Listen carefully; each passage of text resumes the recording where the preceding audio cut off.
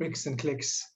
And what a day to hold a webinar like ours, because tonight we all know more about what restrictions will be lifted and when. And for the first time in weeks and months, there's hope, there's really change in the air.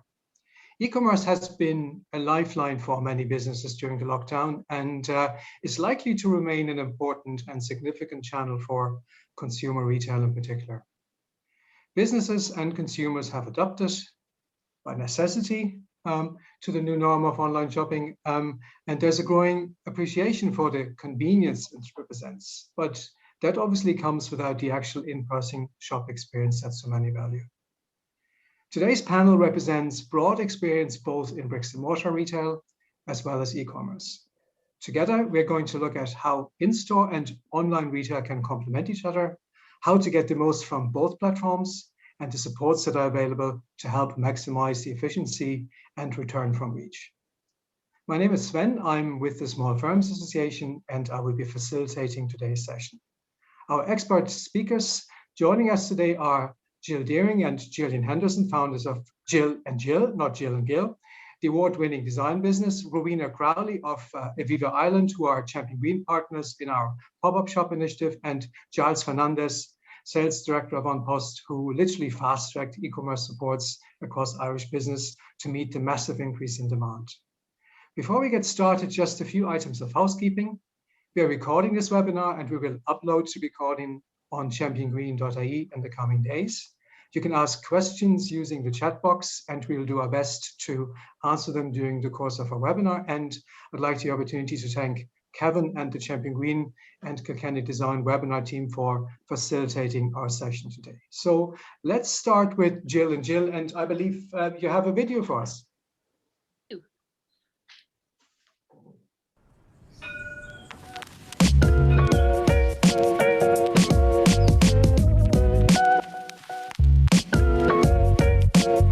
I think going into having a bricks and mortar store, our total perception of the whole thing has changed. It needs to be a 50-50 balance. There's such huge potential in this bricks and clicks kind of mentality. Yeah, for the online and the physical to somewhat pair. The physical store is when you're kind of jumping into the online. So you're getting the more tactile, the colors are more vibrant. So it is an extended version of what your online needs to be or is. We've seen the potential in it, but we also see the potential in having maybe that, I don't know, the flagship store. Like, we'd love to be still doing pop-ups. Oh yeah, the dream would be pop-up here and there, whether it be LA or Berlin, but you know, home base headquarters, this shop will be, in our dream scenario, would be just Ireland and just having one headquarters there. Yeah, I think that was always, it's always that kind of dream scenario. It's definitely kind of tipped over into we could put the things in motion for this to happen. And the potential of a building like number 5 St. Stephen's Green, like Aviva has some incredible, beautiful buildings, and to be able to fit into one of them, it just, like, before it even happened, it seemed impossible. And now, having lived it, it's very possible. Yeah. The one question, obviously, you know, that you have to ask yourself is, you know, is this financially possible as well? And I think when we've taken a step back now after doing the 6 months there, and we look at the last 6 months of cash flow, we have the confidence to kind of to take on it, I suppose, a more permanent version of that in the plan for the business going forward, whereas we would have never considered that. We were always a brand that considered the fringes of Dublin as where we popped up, not the high street, and that mentality alone is worth so much to the business.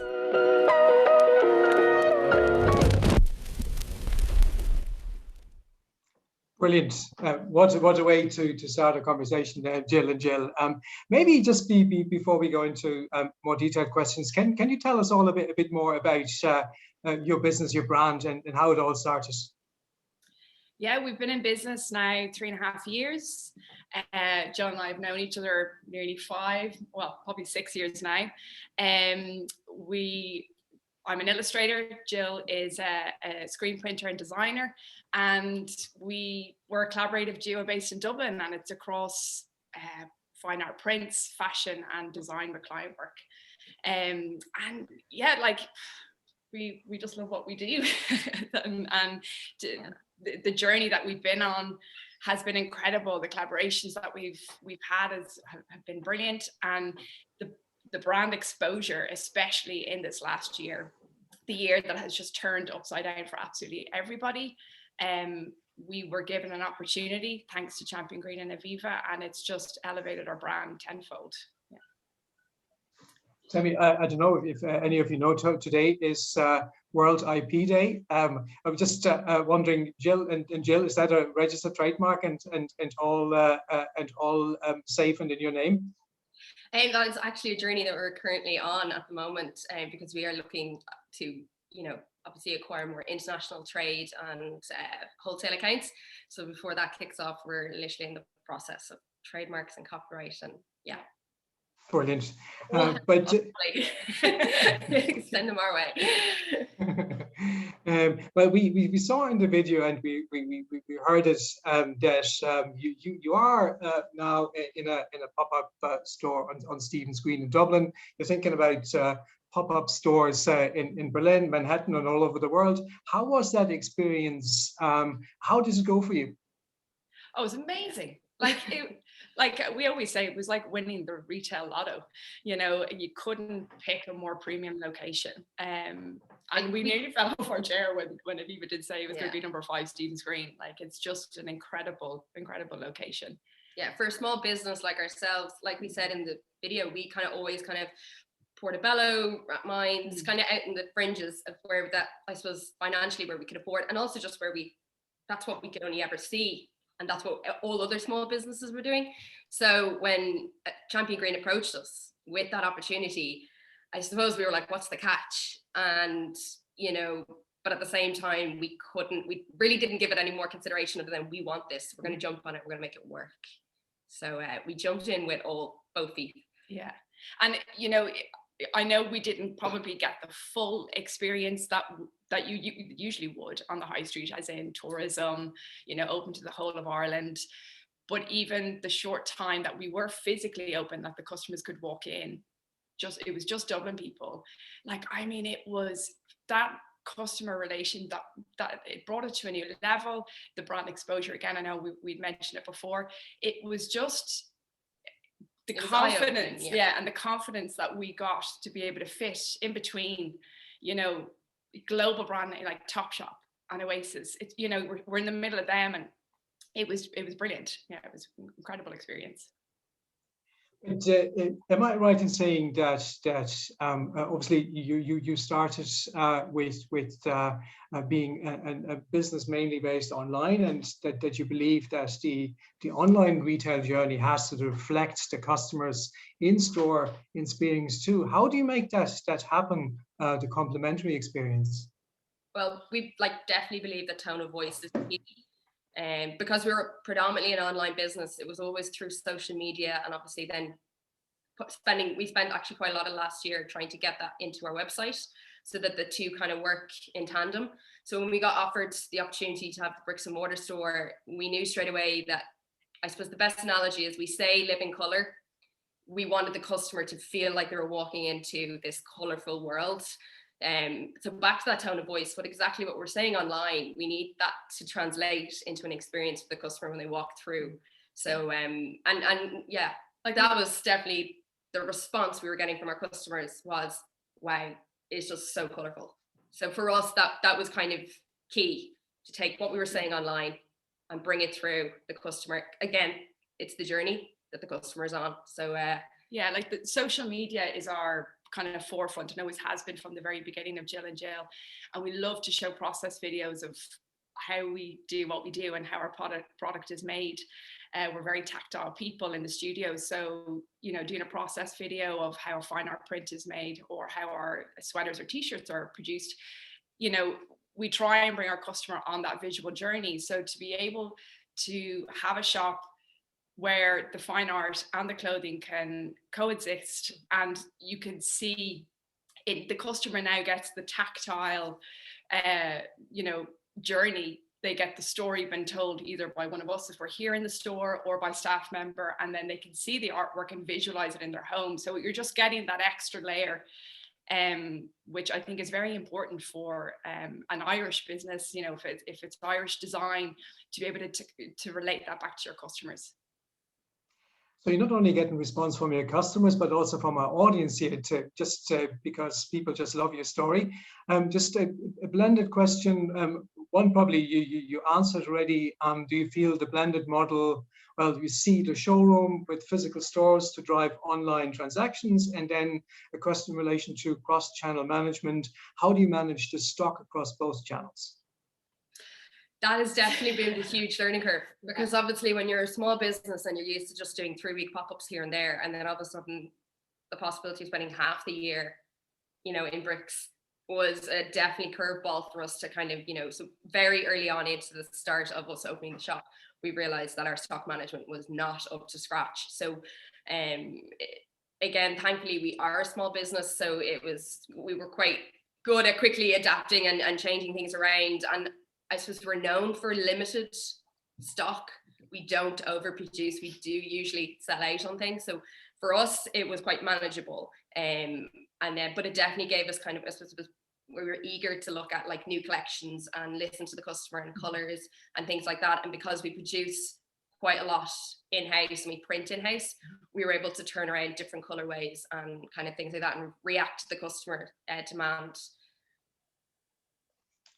And tell me, just when we look at bricks and clicks, are both, in your opinion, equally valuable, or does it just suit your experience? Does it depend on the brand or the type of business that you are? For us, well, for our brand, yes, we are a brand that we want to share the experience with our customers, and we want to take them on that journey. So bricks and clicks need to be on par. It doesn't probably suit all businesses. It does depend on what you're selling, but I think retail is changing now. Like, you know, people want to come back. Well, I know that the pandemic, people want to come back onto the street and shop now. They have to be on par, but you have to bring something to the table. It has to be more than just a sweater hanging on a rack. It needs to, an experience needs to happen in the store. I think the store needs to become fluid as well. I think for us, having the bricks and clicks, when we were closed, we still saw our cash flow was on par when we were open, because we had the click and collect option for customers. So we didn't see a huge drastic change in kind of our sales. They were still on target. But having the physical store and hearing people being like, I can't wait till things open up so I can travel to actually go into store and buy. The people were wanting that experience because of what they were seeing online.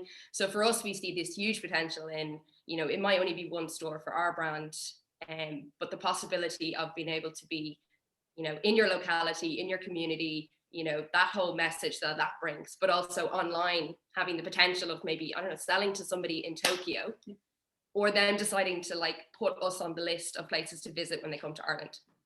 That is quite exciting, and that's where the experience side of things come in, and where the bricks and the clicks and they both kind of come into a similar playing field.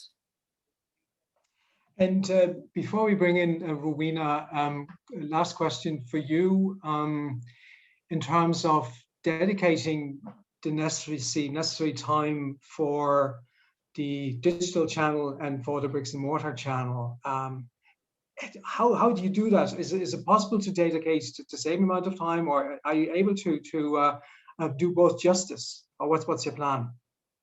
Yeah, well, we've had this conversation because I think we put a considerable amount of time into our website last year. We've got it to the point where it actually can kind of work for itself, and it's just, again, back to that stock levels and maintaining that. A lot of that then could be done for us as a small business in store. So for us, we see that, like, if you have the strong online presence put in place, you know, your website is user friendly, there's no reason that you can't simultaneously look after both. And they will, and again, then they work for each other. The customer goes onto your website, they know that you've got a physical store, they can view the product, and then they come in to purchase, or they come in, they get the experience, and they go home and buy. You know, it's kind of a 24/7 process for the customer. Yeah, and the likes of Shopify have really made that easy for small businesses. Like what you read out that quote this morning, it was something like 307 billion that Shopify made for small businesses in the last year. And you know, it becomes your POS system in store. So you're able to kind of maintain both at the same time and keep on track of things. And it's that customer service that you can do online that you're also giving back to the customer in store as well. Jill, what a story, and thank you so much for sharing your views with us this morning. Best of luck with the reopening. Hopefully from the 10th of May. As I said, we will know more by this evening.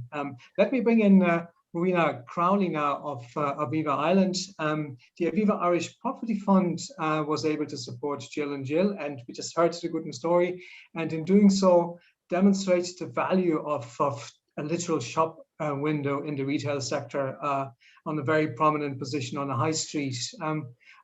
Obviously, you are investing in property. You are probably a multiple landlord. From your perspective, what do you see as the main benefits of a physical bricks and mortar presence in driving a retail business? Thanks, Sven. Well, I think Jill are absolutely the example of the positive impact that a bricks and mortar store can bring with their increase in sales while they were open, and they've just mentioned there as well, even while they were closed, because they had that presence to have it. And it really supports our views that physical bricks and mortar stores are absolutely still required and here to stay. But I do agree that physical retail is evolving, and retailers focused on the true in-store experience will thrive. And exactly what Jill were talking about, the vibrancy that they create and everything else with walking past the window. It's not just a jumper in the window, it's that whole experience. And I think we're going to hear a lot more around, you know, this terminology, the omni-channel retail, the clicks and bricks. It's the type of retail which really integrates all the different methods of the shopping available, your online experience, your physical shop, your phone. All this is going to really, really come together. And consumers really drive the retail performance, and the lifting of lockdown now, this is going to be a huge positive impact. And I think releasing consumer hesitation and spend will increase in the market. And the last thing I'll say is, and you know, touching on what Jill said, there's a huge social element to shopping. You know, your groups of friends going, meeting up, meeting family, meeting friends, and going and actually, or even just by yourself, walking down the street, going in and out. And it's a social experience. And I think, as I said, there's absolutely still a requirement for the physical shops. And I think Jill have just proven that. Obviously, today is mainly about the positive elements and proactive strategies, how to manage bricks and mortar and online. But at the same time, we just have to be very conscious of the fact that many small businesses, like many of your tenants, have suffered hits for their business in the past year. And while they've been cocooned now to a certain extent, there's this element of uncertainty when opening up again, and there's certain debts and there's revenue, and we don't know really. While we're hoping that everything is as optimistic, as positive as you say, we don't know, are we getting the same level of footfall? What can we expect? What advice can you give to small businesses and to your tenants? What can be done to help them? Well, you know, it's been such an incredibly tough year on businesses and on everybody personally as well. I mean, Aviva have about 120 tenants across our portfolio, and there are varying sizes. So we have our big multinationals, but we have a lot of smaller stores as well. So the very, very first thing I'd always recommend is, you know, open those lines of communication and engage with your landlord. I mean, I suppose in the last year, my team and I have been in contact with almost every one of our tenants, and some on a regular basis. And we're considering rental systems. We've offered rent freeze if you know the situation stands, and how their businesses to get through this pandemic. And I suppose that's being flexible with terms of rental payments. assisting in providing new services. Say, for example, if we have a shopping centre, longer opening hours to allow our restaurants to do takeaways or deliveries, and supporting outdoor dining. And actually, one of our tenants, Lemon and Duke, actually down in Royal Hibernian Way, they're just off Dawson Street. They're working with the council to put festoon lighting all over Duke Lane and bring all this. It's the experience, the vibrancy, what we're seeing in London, opening up and creating that footfall to come back in shopping, have your food, have your drinks, and really create that opening up the outside dining on, in the short term, and really just helping and providing that backup for our tenants. So we've worked very, very closely with our tenants because it's in everybody's favor to come out of this standing. Well, I wish I'd say a lot of small business tenants wish they had a landlord like you, because obviously there are other stories as well, and we can see the impact already on the high streets in certain areas. That there's a lot of to let signs, and it's not going the right direction, and it's going to be a huge challenge for local authorities and local business association and business improvement districts, particularly in the cities, to reinvigorate the high street and to get the shopping districts buzzing again. So urban renewal, if you want to call it that. What would you like to see happening? I think you touched on it already with the initiatives that you're supporting with the businesses like the Lemon and Duke. Yeah, but there's actually a lot. I mean, I think Champion Green is obviously that's a brilliant initiative that the Kilkenny store and everybody else working alongside has been fantastic. But like there's things like, I think Fáilte Ireland are working with Dublin Town, Retail Excellence Ireland and other associations, and they've come up with like a Dublin Tourism Recovery Task Force, and they're working on how they can drive footfall back to businesses. And we, as being a large landlord and having a lot of premises, we're getting involved in that and really doing everything we can support to bring that footfall back to our streets. Dublin City Council are actually doing another great initiative called the Living City Initiative. And what that's doing is there's a lot of vacancy in our older buildings around, even for example, 5 St. Stephen's Greens, where Gilles and Gilles are, the upper floors, we need to do a lot of work, and there is certain planning restrictions at the moment. And this Living City Initiative offers tax breaks to bring work to these upper floors, maybe transfer them into apartments or for residential use. And again, to bringing this footfall back to the city, not just during the day, but during nighttime as well. Yeah. I mean, that's all really, really important. Do you think that initiatives like this will be sufficient enough to really bring back life into the inner cities? Because we never thought we were going to say this. In the past, we were always worried about the suburbs and local towns, but because everybody seems to be working from home, there's a new localism emerging. But how can we really redirect the traffic back into the cities? I think one of the things is to allow the workforce, the main office-based workforce, to return to the offices again, because that obviously generates footfall in itself. Well, I think we're looking at a new future here, Sven. We really are, and I think we're going to learn from what we've all experienced over the last year or so. So there's still going to be demand for the provincial towns, absolutely, and I think there's going to be more of a balance. I mean, at the start, when we even started working from home, and this working from home, and there's offices not being occupied in the city centre, which obviously does drive the footfall to retail and everything else like that. But I think as the time has gone on, people actually realise we're social people. We need to get back out into our offices. We need to get back out onto the streets. And I think there's going to be a real mix and a different future, but it's going to be balanced. And I think, as I said, there's a lot of opportunities for us really to get our cities and to actually get our provincial towns and our suburbs and everything. I think there's enough business and market for all of them. I really do believe that. Yeah. And I think just another thing landlords can do is actually refurb and put the money into our buildings, our shopping centres, to really regenerate the experience for consumers and for retailers, like what we're doing in Blackrock Shopping Centre. So that's your suburbs. We're really investing in that, and also improving on our ESG credentials, sustainability, which will reduce costs for the occupiers, the retailers, the businesses, your waste, your energy and things like that. So I think you really need to get buy-in from all levels here. And certainly Aviva, we're doing a lot of that, and we're big in that space and really, really believe in it.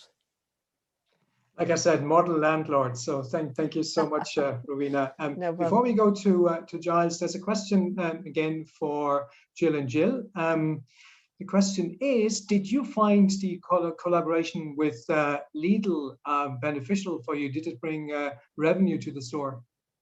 Well, yeah, like Lidl is an incredible collaboration, and we were honored to be able to do it. We were closed at the time, but traffic went straight to online. So again, once you're online and you're being proactive there, you can see that the outside work and collaborations that we do can generate sales, can generate following on social media. So yeah, it did bring a lot of traction, which was great. And like even having the shop front, we weren't open, but people walk by, even though we're here and we're still doing stock take and we're still being active in the shop. It's this glorified window onto the streets, so people are still. The pane of glass is really thin. You can hear conversations outside, and people would be saying, oh yeah, and you see the masks, and they're like, oh yeah, Jill and Jill, and it's incredible marketing. You couldn't ask for better. Yeah. So from clicks and bricks heroes like Jill and Jill to landlord heroes to now another lockdown hero on Post. It's just incredible what a renaissance Post has experienced from well, in the past being just a post office and an important part of towns all over Ireland to, well, what is it that you don't do, Giles? Because you're a financial services business, you are a thriving logistics business, you offer insurance, you pay out pensions. Well, fair play to you. So tell me again, if you could just describe in a few sentences what the An Post empire encompasses in these days. So after Jill and Jill t-shirt, you're on mute. Yeah, sorry. Yeah, no, I got it. Look, yeah, so An Post is a company which is very known by everybody on the call, I guess. We have our network of post offices, which are 915 in Ireland, and we have also our men and postmen, which are delivering parcels and mail the length and breadth of the country. So yes, we do. We are essentially organized in two business units. We have an An Post Commerce business unit, which looks after all the delivery of parcels and mail. And then we have a retail or consumer business unit, which looks after all the consumer products. And you mentioned them in terms of financial services, insurance. We work a lot with social welfare, giving payments, and we had an incredible experience throughout the pandemic, whereby since last March, essentially, we have been at the forefront of supporting the Irish economy by staying open. And when I hear Jill and Jill saying that they had to close the shop and all that, we essentially supported the retail industry in Ireland by being able to allow people to go online and still get their hands on those products which were non-essential. So that has been a roller coaster of experience for us in terms of volume. The volume increase has been incredible. In 2019, until 2019, we had anything between 10 to 15% annual growth, and last year alone, we had a 60% year-on-year growth. So it's a phenomenal amount of additional parcel had to go through our volume. All that's fueled by the pandemic, and specifically for the facts of the brick and mortars were closed. So last year alone, we delivered 87 million parcels, which is a staggering number for a country of the size of Ireland, which it's just close to 5 million inhabitants.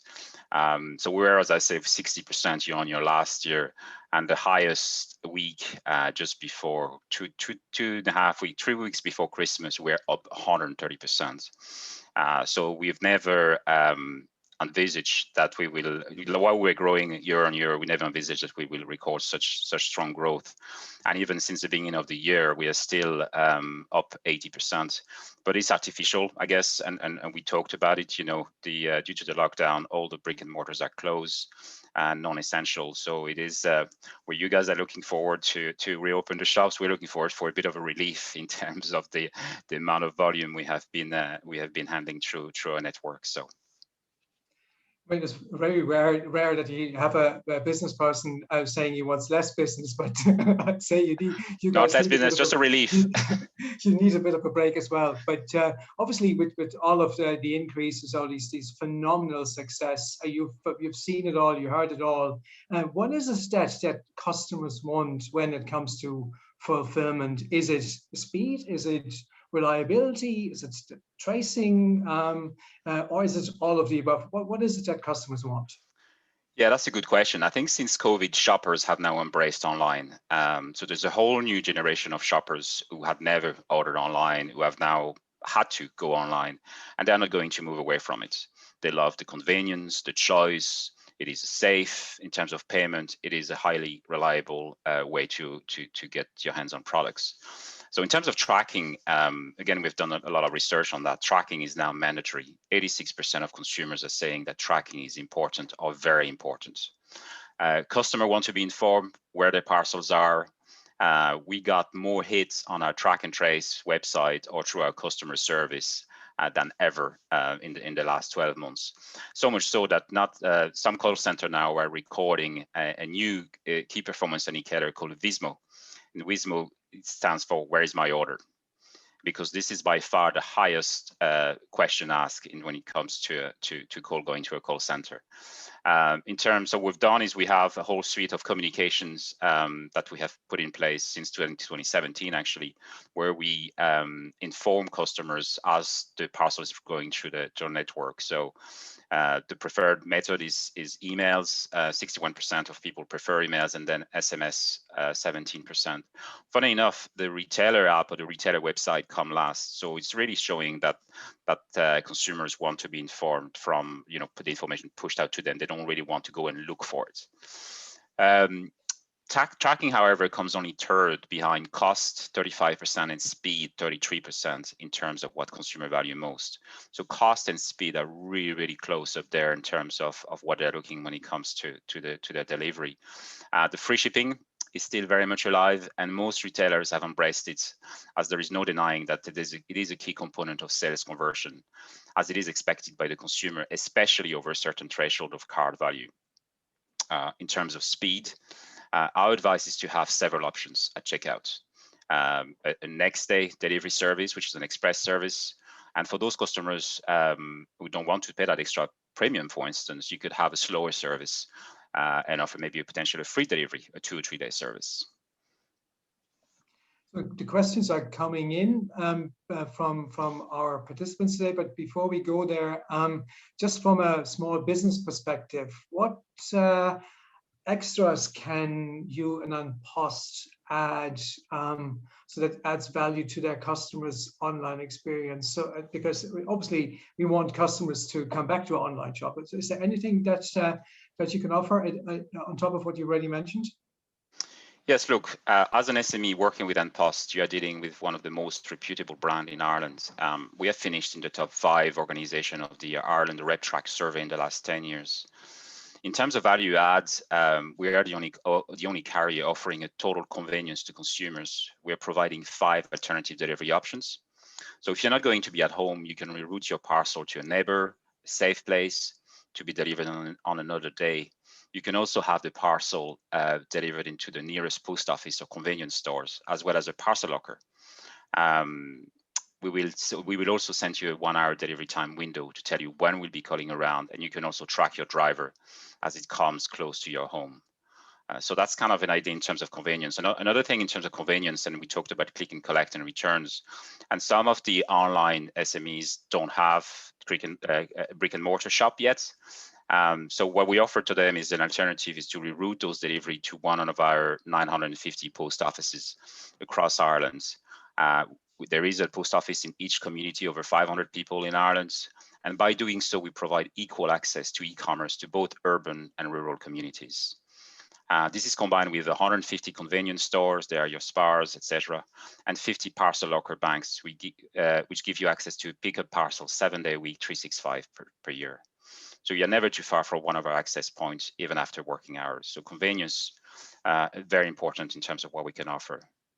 Finally, in terms of the size of a fleet, we're very conscious of our impact on the environment. So we're the first carrier to make the commitment of a net zero carbon emissions by 2030. We have reduced carbon emissions by 23% since 2009, and we are on track for a 50% reduction by 2025, even with the increase of parcel volume. We have the largest electric vehicle fleet in Ireland, with in excess of 1,000 electric vans and 110 electric trikes. Sustainability is very much front of mind to consumers. 1 in 3 value sustainability more than practical factors such as cost and speed. And that number is continuously increasing as this trend is likely to continue in the future.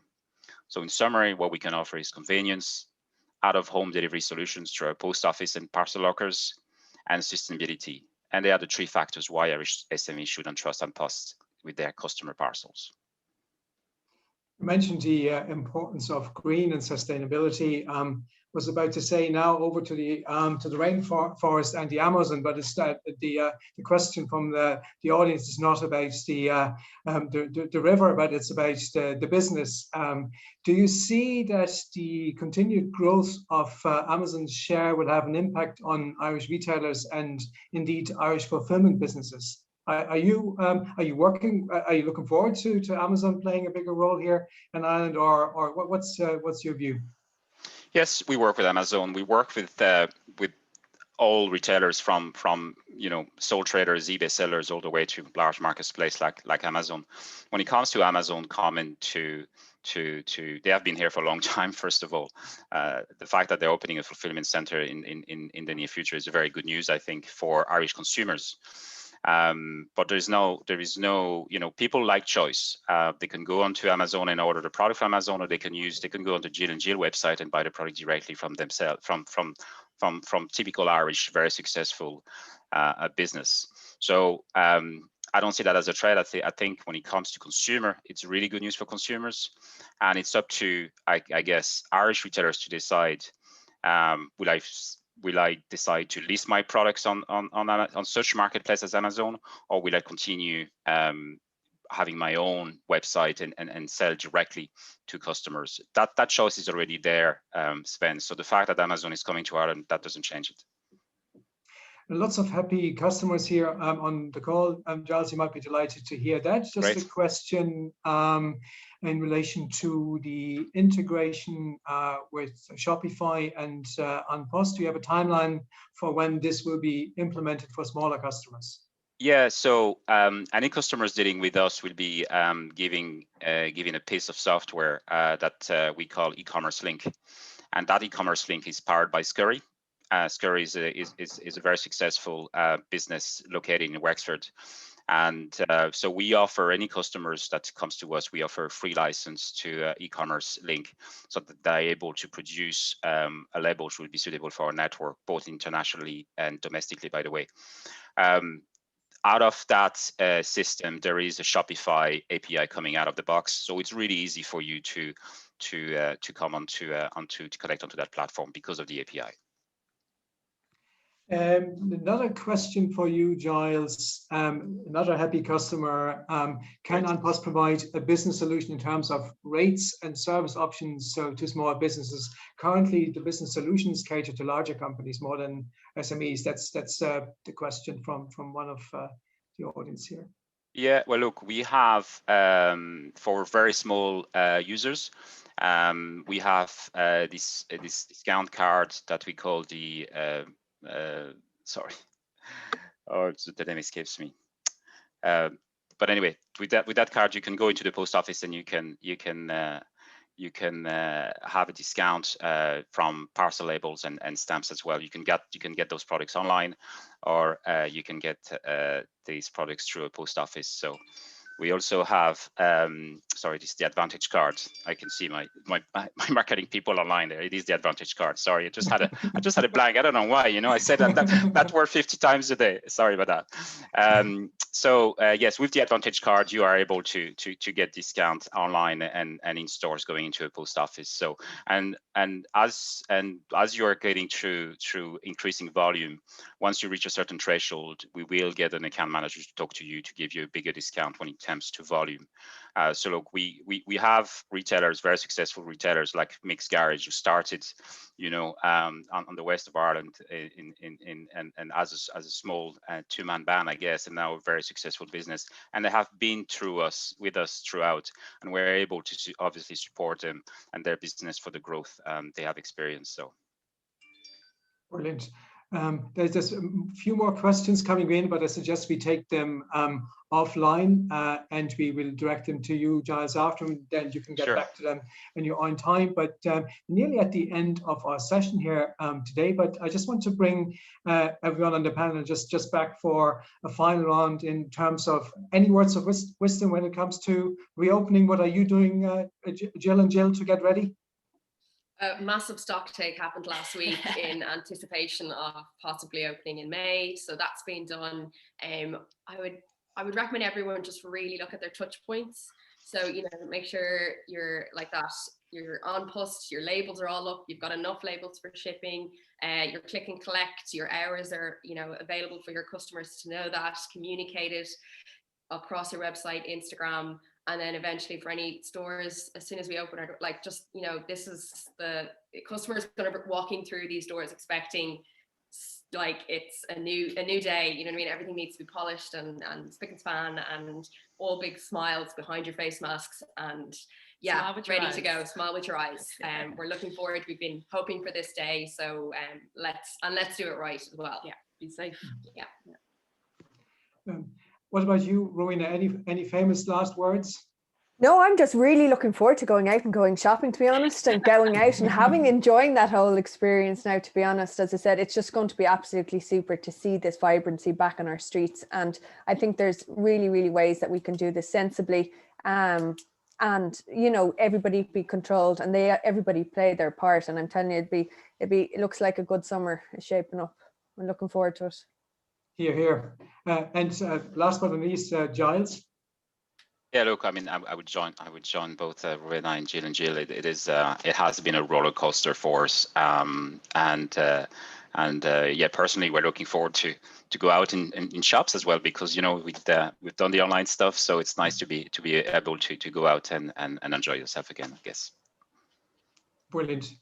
Thank you to everyone who joined us, and big thank you to our excellent panel, Jill, Gillian, Rowena, and Giles. And if you missed any of the discussions or want to review them, we have the recordings on YouTube, so from our past webinars, and look out for the recording of today's session. Can I also remind you that the new local marketing toolkit is available to download on championgreen.ie. And well, we'll see you again next month with some more practical business advice. Best of luck to all of you. It's going to be a busy few weeks ahead of us, and we're all looking forward to it. So take care and God bless. Thank you all. Thank you. Bye-bye. Thanks, Ben. Thank you.